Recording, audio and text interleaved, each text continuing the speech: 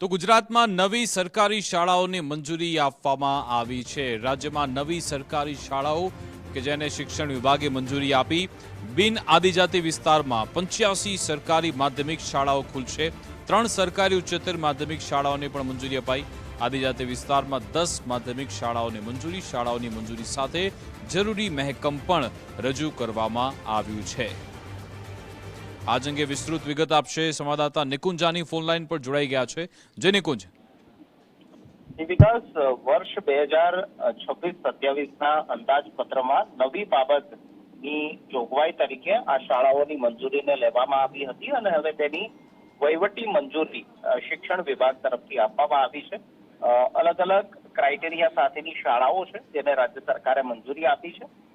बिन आदिजाति विस्तारमां 85 જેટલી સરકારી માધ્યમિક શાળાઓ છે જેને મંજૂરી આપવામાં આવી છે। 3 સરકારી ઉચ્ચતર માધ્યમિક શાળાઓને મંજૂરી અપાઈ છે। આદિજાતિ વિસ્તારમાં 10 માધ્યમિક શાળાને મંજૂરી અપાઈ છે।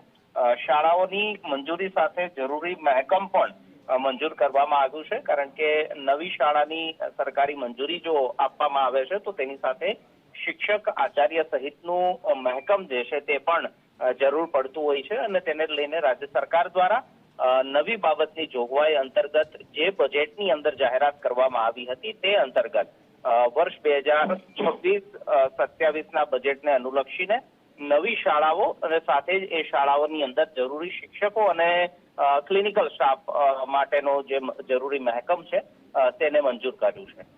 बिल्कुल आभार तमाम जानकारी आपवा बदल।